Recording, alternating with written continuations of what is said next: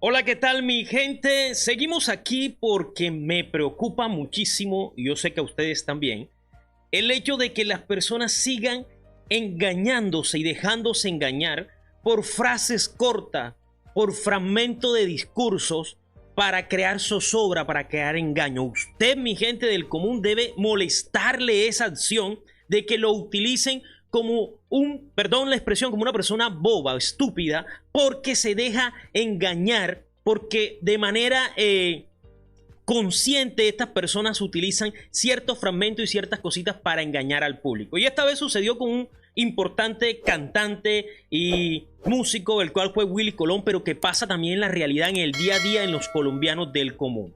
Primero que todo les quiero mostrar, de pronto ustedes no la siguen, pero es mi trabajo de pronto estar informado de una u otra forma con todo lo que sucede, y es Vicky Dávila cómo ha ido regulando, y yo digo que esto viene por parte de sus jefes, los Gilinski, vienen regulando la forma como ataca a Gustavo Petro. Vuelve mucho más consciente, a diferencia de su perfil personal, que lo utiliza con una vehemencia ridícula, porque de esa manera es que hay que llamarlo. Pero, por ejemplo, saca esta portada, vamos a ponerla aquí un poquito más grande. Saca esta portada y dice: semana, 2 años definitivos. El presidente Gustavo Petro inició el segundo tiempo de su mandato. Insistirá en su reforma, el fast track, la paz total, la reactivación de la economía y una constituyente que está por verse. Busca un acuerdo nacional. Prácticamente recoge todo lo que sí está haciendo el gobierno y todo lo que se proyecta el gobierno. Y pues el título que pone: Petro llega a la Casa de Nariño con el apoyo de 11 millones de colombianos y la promesa de un cambio. 2 años después de iniciado su mandato, aún está a tiempo de hacer correcciones, disminuir la polarización y lograr consenso. A mí me llama mucho la atención ese título porque yo digo que va de la mano con el hecho de que el escándalo que nosotros expusimos en el video anterior, de que nuevamente quieren o se están suavizando para que el presidente pues los contrate. Están pasando por crisis y como que los Gilinski le jalaron la orejita y le dijeron: vea, mi muchacha, aquí lo que necesitamos son ganancias y usted nos está dando pérdida, así que regule su discurso, a ver si de pronto el gobierno nos da un contratico, cosa que yo sé que no va a pasar. Bueno, ahí está. Me sorprende sinceramente esta portada de semana, no la esperaba algo igual a sus publicaciones, pero vemos que no está sucediendo. Y por acá les traigo el siguiente videíto, vean. De mitigarla es que el ahorro del público que está quieto en los bancos o la cartera que se está deteriorando de manera creciente por la tasa de interés alta, la podamos mitigar a partir de llevar una parte de ese ahorro público a Bancoldex, a Banco Agrario, a Finagro, al Fondo Nacional del Ahorro, para traducirlo hacia los sectores de la producción industriales, agrarios, de mejoramiento de vivienda e incluso yo diría de turismo, porque es lo que nos puede reactivar económicamente. ¿Perdería el banco ese dinero que no es de él, es del público? No, porque nosotros se lo devolvemos con tasa de interés modesta. Es una forma de bajar el costo financiero. Aquí hemos hablado, o en ese cuadro habíamos hablado, del costo de la energía. Aquí estamos hablando del costo financiero. Si se... Listo, ¿qué sucede? Pues este discurso, ojo con lo que empieza el discurso del presidente porque lo vamos a analizar. De mitigarla es que el ahorro del público que está quieto en los bancos o la cartera que se está deteriorando de manera creciente. Dice: las personas lógicamente ahorran, y les voy a explicar cómo funciona el sistema financiero. Desde mi punto de vista, pues, y de lo que he consultado. El sistema financiero se sustenta en el ahorro público. Se habla de ahorro público, se habla del ahorro de las personas del común, en la mía y en la de usted, ¿cierto? Si nosotros vamos, por ejemplo, a Bancolombia y todo el millón de usuarios que tiene Bancolombia retiran sus recursos, ellos se van a la quiebra. Ellos en realidad se sustentan es con el dinero público, con el dinero de las personas. Y ese dinero es que está hablando el presidente. Ese dinero año tras año, si usted lo tiene en el banco, se está desvalorizando. Porque si la economía sigue decayendo, entonces su dinero vale menos. Sigamos por acá. Por la tasa de interés alta, la podamos mitigar a partir de llevar una parte de ese ahorro público a Bancoldex, a Banco Agrario, a Finagro, al Fondo Nacional del Ahorro, para traducirlo hacia los sectores de la producción industriales. Entonces el presidente le dice: señores de los bancos, Ustedes tienen esa platica ahí que no se puede usar porque los intereses están bastante altos. Entréguenoslo a la banca pública. Entréguelo a Banco Agrario y nosotros ese dinero se lo vamos a entregar. O sea, el dinero del banco, de usted, de los bancos, que ese dinero no es de los bancos, y eso es claro lo que el presidente dice, ahí está hablando para gente que sabe de economía, pero el dinero que tienen los bancos, entrégueselo al Estado para nosotros financiar la industria, para financiar a las pequeñas y medianas empresas. Y de ahí en adelante, nosotros respondemos por esa plata, así sea que la gente no la pague. Escuche lo que dice el presidente. Agrarios, de mejoramiento de vivienda y de vivienda, e incluso yo diría de turismo, porque es lo que nos puede reactivar. Sí, él amplía mucho más de lo que yo le decía, no solamente para el sector agrario, industrial, sino también para viviendas y también para la parte del turismo. Económicamente. ¿Perdería el banco ese dinero que no es de él, es del público? No, porque nosotros se lo devolvemos con tasa de interés modesta. Tasa de interés modesta. Creo que debe estar claro eso, ¿cierto? Usted me presta, voy a repetirlo nuevamente, usted me presta, señor banco, a su tasa de interés. Nosotros le prestamos a los campesinos, a la gente industrial, a las pequeñas y medianas empresas, a los del turismo, a las madres de familia, a los pequeños productores, a todo el mundo le prestamos a tasas modestas. Nosotros le respondemos por esa plata, el Estado le responde por esa plata, pero ayúdenos al menos entregando los créditos, entregando los recursos. Esa plata es pública porque esa plata justamente es de la gente. Los bancos se sustentan en el recurso de todos los que ahorran en él. Ahí está, pero sucede que personas como María Fernanda Cabal salen con lo siguiente. Y ahora vamos a Willy Colón, que fue lo que pasó con Willy Colón y este discurso. Dice, nuestro Willy Colón, la basura socialista es igual o peor en Cuba, Venezuela o Colombia. No nos opondremos a todo intento de Petro por usar el ahorro de los ciudadanos como si fueran suyo. ¿Petro está queriendo esa plata para él? ¿Es la pregunta? Bueno, aquí está. Willy Colón es justamente la persona que comparte eso y da el siguiente escrito.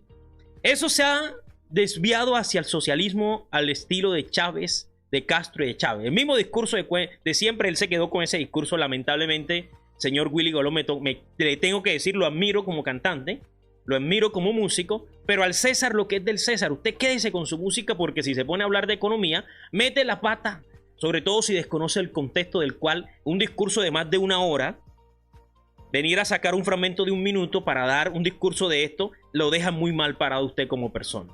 Donde se expropian de los bienes del pueblo para empobrecerlo. La destrucción de la clase media es su objetivo. Imagínense que justamente, señor Willy Colón, todo esto se está haciendo para fortalecer a la clase media. Porque en Colombia es súper, hiper, megamente complicado que te entreguen un préstamo los bancos si usted no tiene de dónde pagarlo, por la nada o de la nada, o si usted está endeudado, si usted tiene una vida crediticia negativa, mucho menos. Aquí en Colombia que los bancos te presten es un dilema enorme, es súper complicado. Por eso hacer negocio en Colombia, crecer como empresario en Colombia es casi que imposible. La clase media piensa demasiado y está mejor educada. Un pueblo hambriento no tiene ni el tiempo ni la fuerza para resistir. Y me encanta esto con que termina porque eso es justamente lo que pasó en nuestro país durante muchos años. Esta gente del uribismo se encargó de producir pobrezas, más de 40 millones de pobres y hambre, porque de esa manera nos desesperamos y actuamos no en contra de ellos, sino muchas veces a favor de ellos, bajo discursos y retóricas salidas totalmente de lugar, imaginarias, como vemos hoy el señor Duque, mejor dicho, hablando y diciendo discursos de todo tipo. Mire con lo que sale María Fernanda Cabal también. El apocalipsis Petro no dice nada de las masacres en Colombia, del aumento de la coca, pero otra vez hablando de la coca, para mí está muy preocupada por lo que está pasando en la coca, pero sí, con lo que está pasando con la coca, pero sí se atreve a afirmar que la economía del café está muriendo. Nuevamente, yo le respondo, son más de 550,000 familias cafeteras en el país que necesitan apoyo, no discursos catastróficos. Y yo le respondo a la señora Cabal de la siguiente manera. Eso es lo que sucede cuando no miras los discursos y te dedicas a leer titulares. No eres para nada diferente a los que votan por usted, por Dios. ¡Qué vergüenza! ¿Por qué? Porque el presidente estaba hablando en ese momento de que habla del café, estaba haciendo mención de cómo el café, al igual que el petróleo y al igual que el carbón, sustentaron la economía del país en algún momento, pero fueron cayendo y disminuyendo poco a poco y se quedaron entonces siendo economías rezagadas que no soportan el total de la economía del país que en algún momento lo hicieron. Él dice, no podemos comparar café con petróleo porque lo multiplica como 5 veces más en nivel de exportación y de ganancia, pero en su momento fuimos conocidos como una potencia cafetera, por eso somos los cafeteros en el mundo, pero que esa economía se ha quedado rezagada porque no tuvimos visiones a cómo se movía el mundo. Yo les voy a ser muy sincero, en mi vida había entendido esto de la reactivación económica de una forma muy diferente. Verse ese discurso, y ahí se lo voy a dejar en la descripción del video, ver el discurso del presidente, escuchar ese discurso, te encamina a ti en realidad lo que el presidente está planteando como reactivación económica. Y va de la mano con ese discurso. Es decir, vea, pasamos por el café, pasamos por el petróleo y el carbón, que el cual poco a poco van decayendo. ¿Dónde vamos a llegar? ¿Nos dejamos morir como país? ¿Económicamente nos dejamos morir? ¿O pasamos la página y pasamos al siguiente nivel? ¿Cuál es el siguiente nivel? Energía limpia. ¿Cuál es el siguiente nivel? El turismo. ¿Cuál es el siguiente nivel? La agricultura. Fortalecimiento de la agricultura. El mundo tiene hambre y Colombia tiene la tierra y los recursos para sustentar esa hambre. Y aquí se caen esos discursos de esta señora fuera de lugar. Yo creo que no se dedicó a escuchar el discurso. Jamás. Ella va de titular en titular de estos canales mentirosos, buscando a ver qué puede sacar y qué puede decir para poder engañar a sus electores y sus lectores. Entonces, seguimos por acá. Quiero mostrarle esta partecita del discurso del presidente que me llama mucho la atención y recoge, creo que todo el discurso en el foro de reactivación económica. Se llama Foro de Activación Económica, Confianza para Crecer. Sirve para es discutirla en el Congreso y por tanto el país. Nosotros lo que queremos es indudablemente que la reforma, voy a llamarla tributaria, pero se llama ley de financiación, ayude a reactivar económicamente. Uno. ¿Qué queremos reactivar económicamente? Lo mismo que hemos hablado aquí. Reactivar turismo interno, porque el internacional lo tenemos reactivadísimo. Reactivadísimo. El nacional no, porque el nacional depende de la tasa de interés. Esa es la gran diferencia. El internacional no depende de nuestra tasa de interés. Por eso el internacional está creciendo el año pasado 20 y pico, 23, este año va en 8 y pico. Hay quien dice que así iba a ser espontáneamente. No es porque hacemos mucha bulla internacional nosotros. No nos quiten un poco lo trabajado.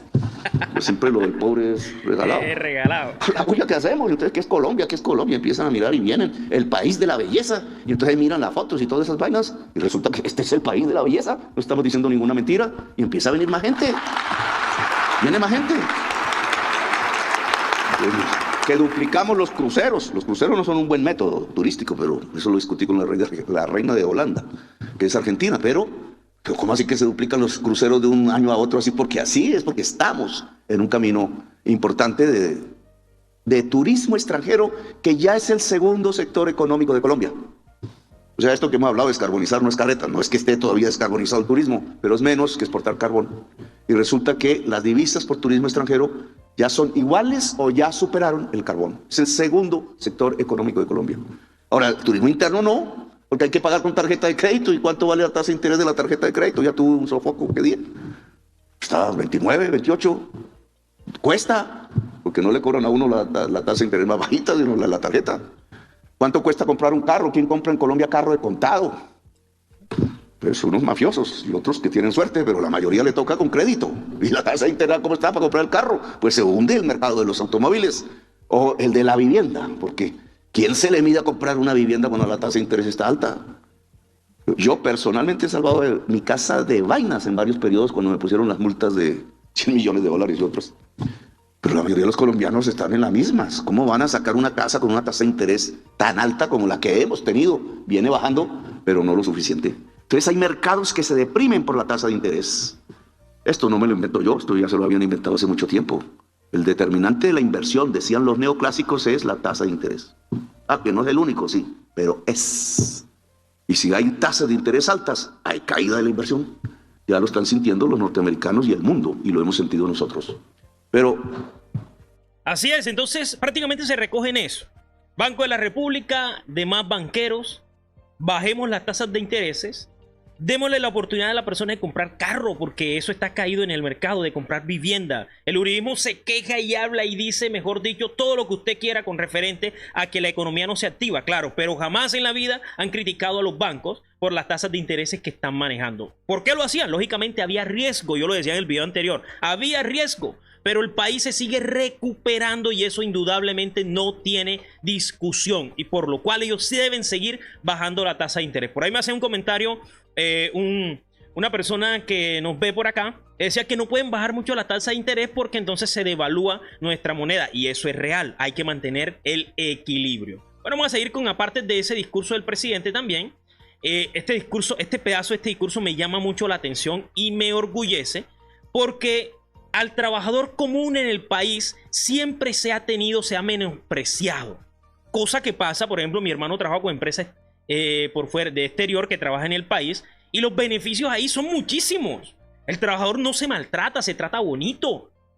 ¿Por qué? Porque al final de cuentas es los que ayudan a producir el dinero que le llega a estos empresarios. En Colombia es todo lo contrario. Nosotros nos toca humillarnos para que el empresario nos dé un trabajo y además de eso nos maltrata, nos insulta, nos devalúa como personas. Vea lo que dice el presidente. es que en realidad no hay costos laborales. Luz, no hay costos laborales. La trabajadora no es un costo. Incluso, en mi opinión, es el eje y el objetivo de la economía, el ser humano. Y ha habido, lo dije ayer, en mi opinión, una enorme equivocación en Colombia, un anacronismo teórico y práctico. Pensar que la ganancia nace de la extensión de la jornada laboral física. Eso es el siglo XIX, esos son los libros de Charles Dickens. Y muchas novelas se hicieron al respecto. Es imposible aumentar las ganancias ilimitadamente o en una proporción importante. Por tanto, aumentar el capitalismo y las empresas y el número de trabajadores, etcétera, pensando que la ganancia surge del aumento de la jornada laboral física o de mantener la que existe, que es la más alta de la OCDE. Eso el presidente lo ha resaltado muchísimo. Nosotros tenemos la jornada laboral más alta. Porque es que, por ejemplo, en mi caso docente, yo trabajo 6 horas con colegio privado, público, 8 horas con colegio privado presenciales. Vamos al colegio privado.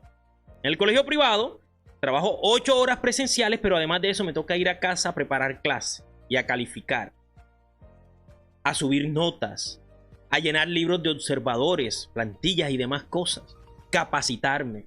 Y eso y no solamente pasa con los docentes, creo que pasa con todos los trabajadores, sobre todo si están en cargos directivos o coordinaciones. Llegan a sus casas y tienen que estar pegados día y noche del teléfono porque así sea sábado o domingo los tienen que llamar. Si los llaman debe comunicarse y hablar. Eso no pasa en otros países. Eso es el cambio de la esclavitud. Esa es la esclavitud del siglo XXI, mi gente. Y eso lo estamos viviendo en nuestro país. Y aquí en Colombia, repito, el trabajador se maltrata, se intrata, se subvalora. Y el presidente lo dice muy claro, debemos cambiar esa mentalidad, proteger al trabajador, darle garantías al trabajador, descanso, bajar las jornadas de labor para que aumente la productividad. Voy a escuchar otra partecita por acá, el presidencia de la República, pues como las fotos de quienes estuvieron por ahí. Vamos a ver si carga. Bastante lento, bueno, las vemos ahí más pequeñas. El presidente, un auditorio totalmente lleno, todos los ministros, toda la gente del gobierno y demás, senadores, representantes a las cámaras que también apoyan en cierta manera esta parte de la reactivación. Por ahí no vimos ni a Paloma, ni a Cabal, por eso es que Paloma y Cabal terminan compartiendo titulares tendencistas, totalmente fuera de lugar, amarillistas, sin ningún objetivo real. Irse a escuchar el discurso real y no sacar de contexto este discurso, pues lo mínimo que debe hacer usted es escucharlo completo. Y eso no lo ha hecho. Cabal, se nota a leguas. Por acá, Valora Analytics coloca este fragmento y dice: el presidente Gustavo Petro confirmó que buscará volverles a poner mayor impuesto a los sectores de carbón y petróleo en la nueva reforma tributaria. Vamos a escuchar, esto sí lo dijo el presidente, pero tiene una razón. ¿Cuál es la razón? Entonces, Quitamos impuestos al turismo y a la energía limpia, ¿sí? ¿Y en dónde ponemos los impuestos? Recuerden en un video anterior que yo les decía, y que el ministro de Economía también lo decía, que era necesario bajar el tiquete, el impuesto a los tiquetes, y también de eso le iban a quitar el valor que uno paga por ingresar a San Andrés. Esa platica la está recibiendo el Estado y debe salir de algún lugar, que no debe ser del turismo, porque lo vamos a incentivar. Llevamos 5 millones de entradas de extranjeros al país en turismo. ¿Qué necesitamos? Que eso aumente. México nos triplica, cuatriplica, lleva 30 millones de entradas de turistas a ese país. La economía de ese país se sustenta en gran parte en el turismo. Nosotros debemos ir por allá. Pues si nos comparamos con México, Colombia es más bonito. Así de sencillo, somos el país de la belleza. Ese recurso debe salir de algún lado y aquí el presidente lo dice claramente. Vamos a escuchar. Entonces, quitamos impuestos al turismo y a la energía limpia, ¿sí? ¿Y en dónde ponemos los impuestos?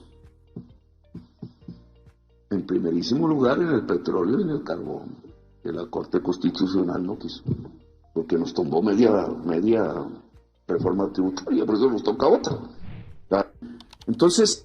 Recuerde que la Corte le tumbó la reforma donde decía que le iba a aumentar los impuestos al carbón y al petróleo para poder bajar el impuesto al turismo. Es que debemos cambiar esta mentalidad del país y los invito a ver este discurso completo para que entienda esto. El país debe avanzar, debe proyectarse a una economía diferente a lo que hemos vivido. Y la manera de esa es sustentar, nuevamente repito, turismo, agricultura, industrialización, ¿cierto? Cero carbón y energías limpias. Tenemos todo el sol de este mundo. Tenemos también mucho viento en muchas zonas de este país. Podemos extraer energías de ahí. Parte de la crisis que hemos vivido en este país es por la forma como generamos energía. Y eso el presidente Petro en estos 2 años sé que lo va a lograr, porque todos estos proyectos encaminados a la sustentabilidad de energía limpia va a llegar a feliz término, porque es una necesidad, porque así la gente lo exige. En la costa yo acabé de pagar una cantidad de dinero en energía, porque aquí sigue subiendo, día a día sube más el valor de la energía y es necesario. Aquí tengo un ventilador prendido, toca prender el aire, porque acá es complicado, en la costa es complicado estar. Rico los climas del interior en gran medida, porque no se necesita el consumo exagerado de energía. Acá sí, por la misma necesidad y por las mismas condiciones de dignidad, de dignificación humana. Bueno, y para finalizar, hay algo que creó también un caos, que mejor dicho, que el presidente propuso un cambio del escudo nacional. Él pide un cambio cortico, pero yo me voy más allá, porque yo hace rato había hecho ese análisis de nuestro escudo, el cual les voy a compartir con ustedes el día de hoy. Miren ese análisis. El presidente dice: les ha molestado muchísimo que se hable de un cambio pequeño del escudo nacional, porque tiene que ver con un cambio de la historia. Que la frase central del escudo en Colombia, en vez de decir libertad y orden, diga libertad y orden justo. Y el presidente explica que orden justo es simplemente, vamos a verlo todo por acá, no simplemente palabras, es que sin orden justo no hay libertad, y entonces hemos vivido para las mayorías del país, una sin libertad, una sociedad oprimida por el miedo y la necesidad. Él pide orden justo. Yo en realidad no le veo mucho fundamento a ese cambio que él pide. Igual libertad y orden, para mi concepto está bien, pero yo veo, aquí les voy a mostrar el escudo, yo creo que hay cosas más esenciales por cambiar. Por ejemplo, en esta parte de aquí, esto se divide en 3 partes. En la parte inferior del escudo está el escudo de Panamá.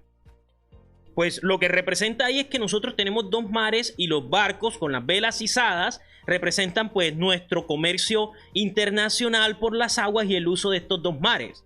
Pero aparece Panamá ahí, y Panamá hace mucho que no hace parte de nuestro país. Esta parte pues es el símbolo de libertad internacional. Y otra parte que hay que cambiar es esta granada. Esta granada del medio era porque Colombia se llamaba Granada.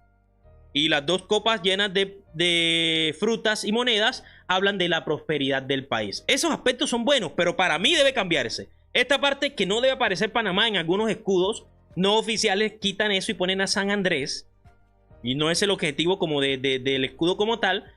Pero para mí estas 2 partes, la granada y el mapa de Panamá, deben desaparecer de ahí. El presidente dice que libertad y orden justo, pues ya eso es a discreción de él. Para mí estas 2 expresiones son correctas y están bien establecidas. Ahora, hablemos del ave. Nuestro cóndor andino, que es de acá, en Colombia en libertad hay 60 cóndor apenas. Esta ave está en peligro de extinción. Antes era un águila y también está en peligro de extinción. Creo que en Colombia hay, desde la naturaleza y desde muchos aspectos, cosas que nos identifican mucho más que esta ave. Hay que buscarlo, hay que hacer también como una encuesta. Ahora es muy fácil hacerlo, que varios artistas diseñen este escudo, abrirlo al público y escoger el mejor por votación nacional. Sí se puede hacer, pero sí es necesario, y lo afirmo, sí es necesario una reestructuración de nuestro escudo. Así de sencillo. Mi gente, eso ha sido todo por hoy. Gracias por estar acá, como siempre, viendo, mirando mis videos, compartiendo conmigo. Estoy muy atento a sus comentarios constantemente. De esa manera me hacen crecer, enriquecer y mejorar mucho más. La invitación, como siempre, es que ahí a mi Nequi me apoyen y también a mi DaviPlata y también al PayPal. De manera internacional me apoyen, porque de esta manera me ayudan a continuar este trabajo de investigar y de hablarles a ustedes con la verdad. Y si no me sigue en mi canal, es muy fácil, simplemente le da ahí donde dice suscribirse y también activa la campanita para que apenas yo suba el video de forma inmediata le llegue a usted. Eso ha sido todo por hoy, nos vemos entonces en la próxima. Chao, chao.